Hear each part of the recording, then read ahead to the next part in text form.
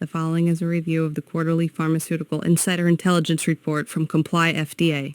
This is presented to understand the content and scope of information the subscriber receives in each report. Summary and citation level details are provided for a rolling 24-month period.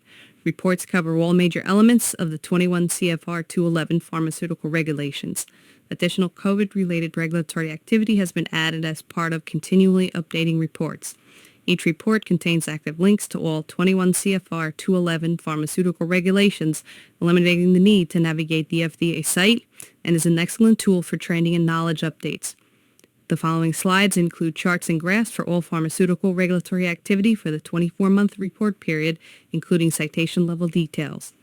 Both quarterly trends and summary trends for the report period are displayed. Typical observations for key citations are noted throughout the report.